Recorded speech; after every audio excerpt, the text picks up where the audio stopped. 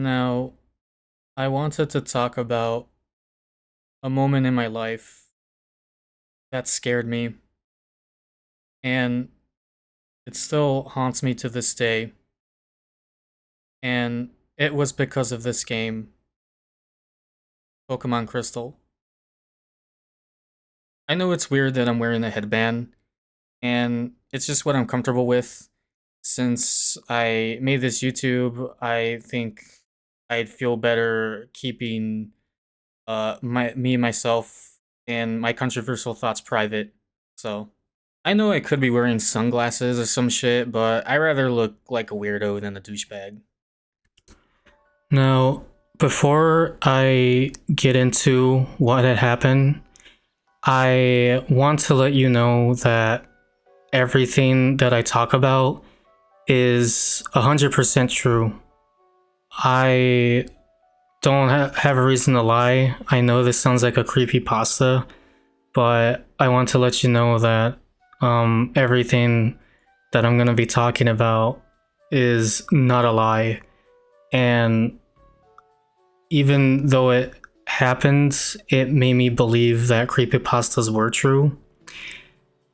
Uh, this was a weird, haunting experience in my life, and I've told many friends about it, trying to get them to believe me.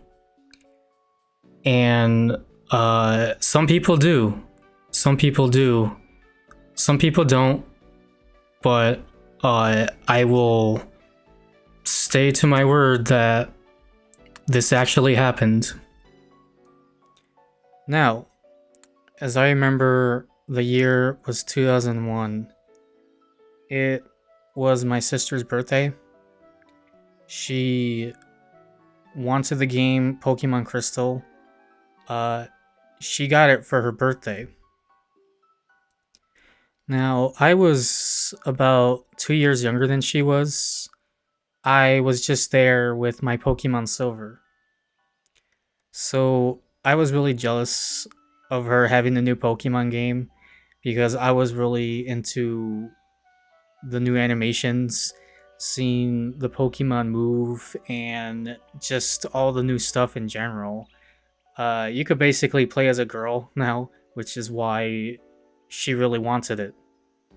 But unfortunately for me, she almost never let me play it. I was there with my silver and blue, and she had her own. So it had been weeks to months of her playing the game because she really takes her sweet time with everything, and she'd probably would pick up the game like once or twice every couple days or so.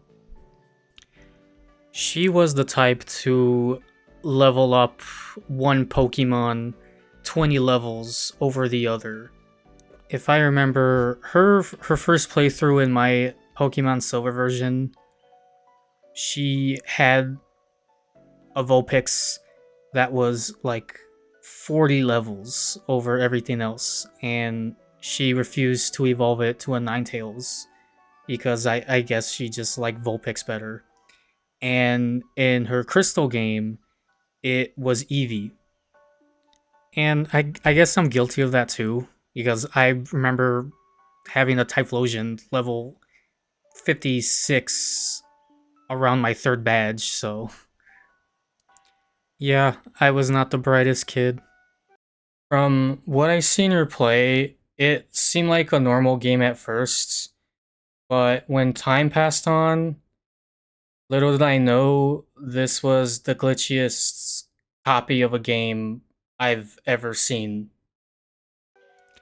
Alright, so glitches with my sister's game was happening, and I didn't know until she came up to me one day complaining about Pokérus. And I had no idea what that was. She was just going on and complaining that it was some virus in her Pokemon and she didn't know how to deal with it. And what threw me off was that the Pokemon who had Pokerus, they had question marks in their names. I didn't think much of it because she could have just named them all that.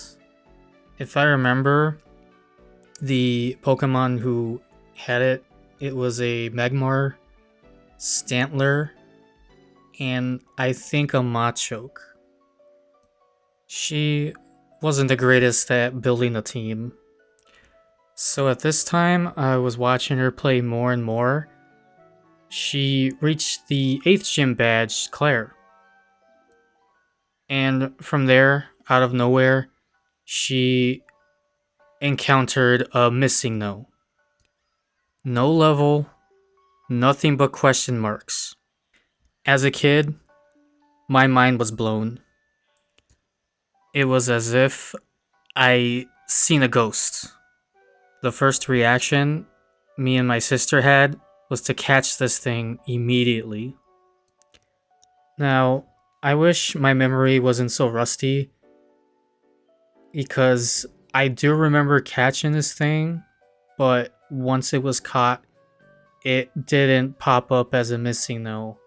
If I remember, it was either a bad egg or it appeared as a Psyduck. Honestly, I wish I could remember. I was 9 years old and living in the moment. You know how it is.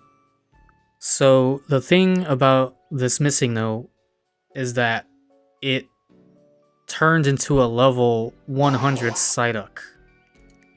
And as we used it in battle again, it turned into a level 100 Growlithe.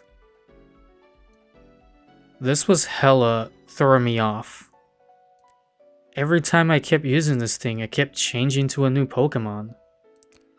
This was the glitchiest thing I have ever seen, even to this day. She pretty much used this thing to beat the rest of the game. I did at one point think she was using an action replay or a Game Shark behind my back, but to me, it just didn't sound like her. My sister was more into things like Barbies, music, and cute things, which is why I guess she's playing Pokemon. And the thought of her using the Game Shark to hack the game was kind of a wild thought. And frankly, it is really the last thing she would do. So as we beat the game, I wanted to mess around with it more. She wanted to start a new game. I eventually convinced her to trade all my Pokemon from my silver version to her crystal. And at that point, I was playing the game more than she was. So we still had this missing no until the end of the game, and it was still randomizing the Pokemon. But I remember most of the time it was a Psyduck. And from the rest, if I remember, it went from a Growlithe to a Togepi to a Cubone and a Mew. But there's definitely a few I'm missing out on.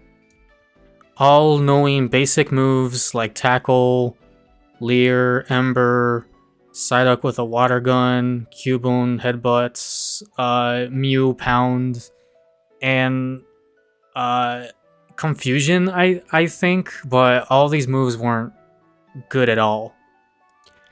It was the very high level that was justifying us using it all the time. So at the same time I've been playing this game, I also got the transfer pack for Pokemon Stadium.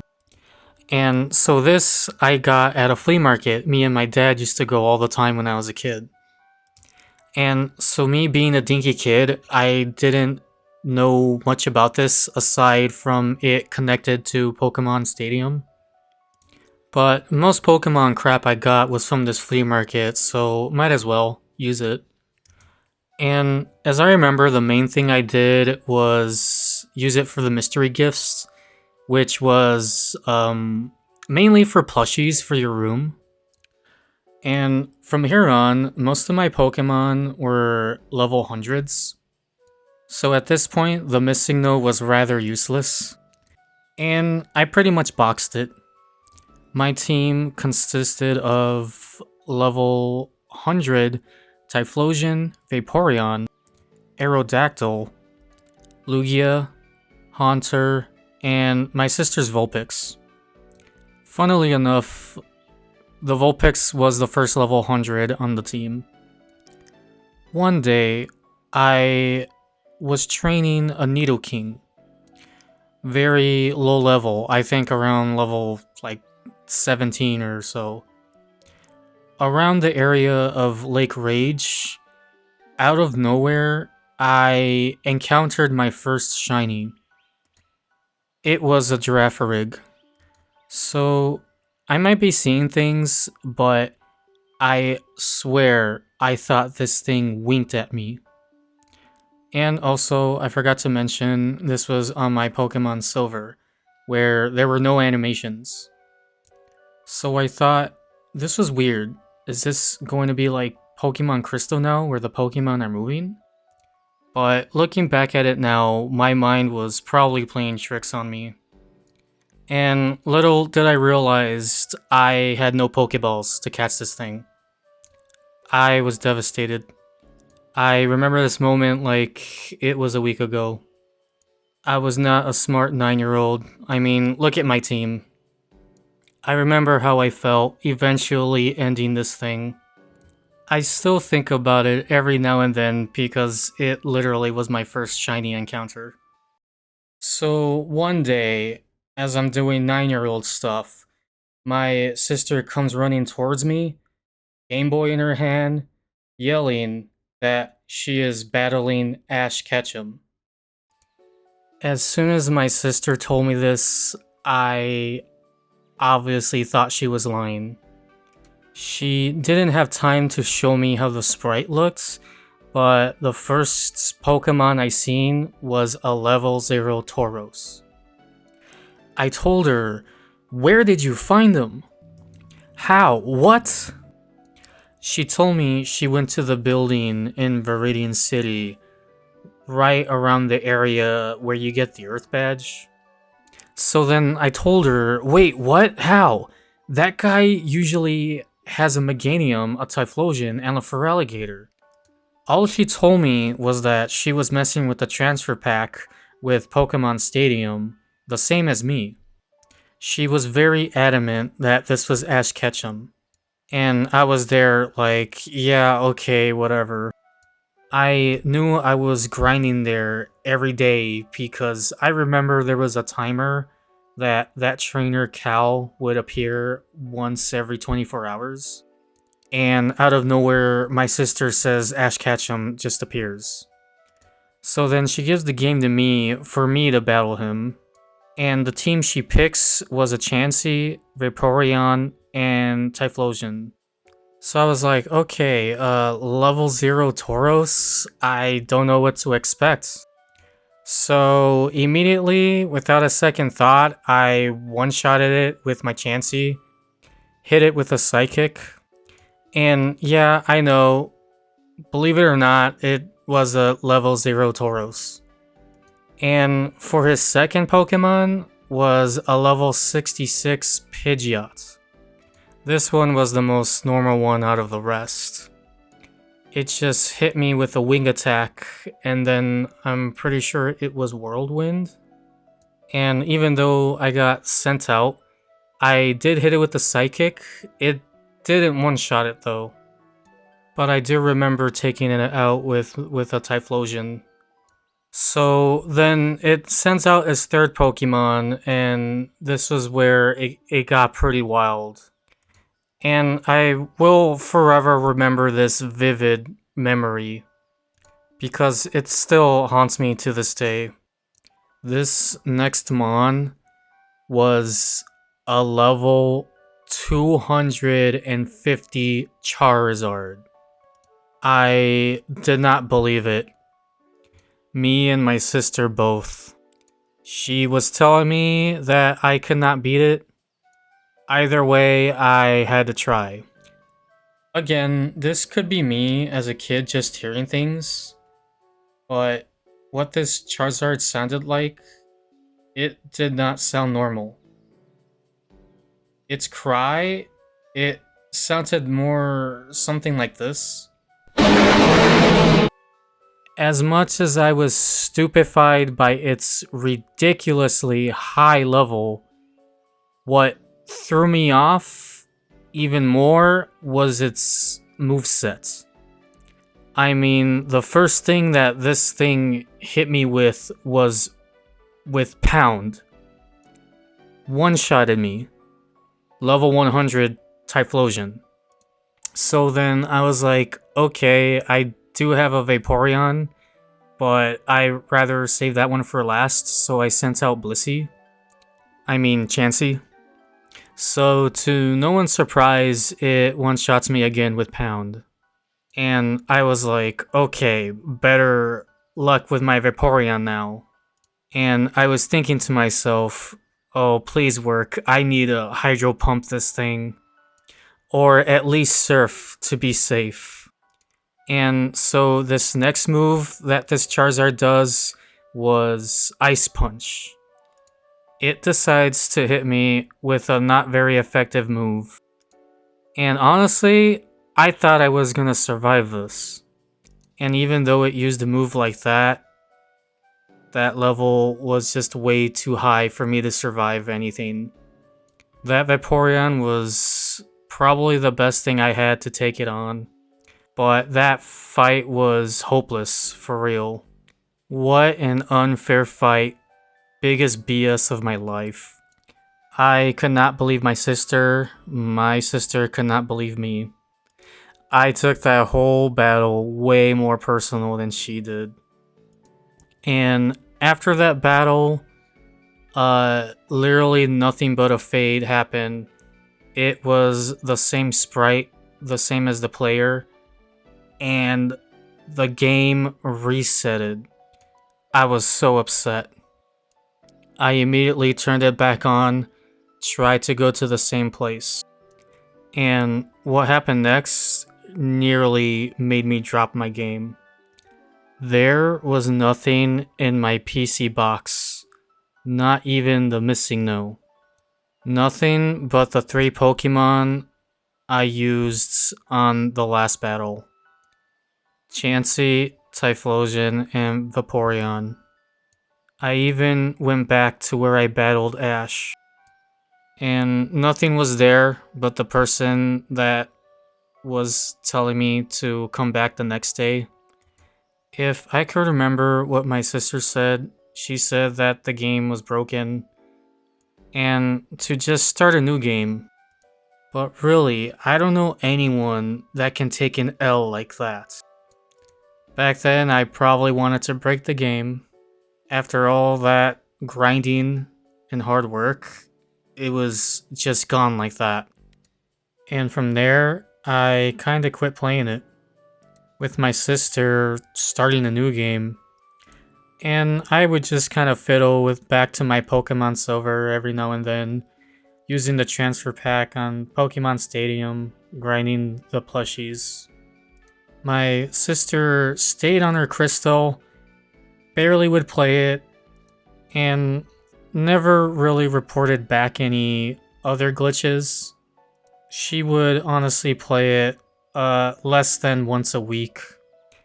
And at first, I avoided this game like the plague. Every now and then, I do think about that Charizard. Like, what else it could have had beyond Pound and Ice Punch. And if this thing had anything like Flamethrower, this thing would be unstoppable. But I've grown out of these thoughts.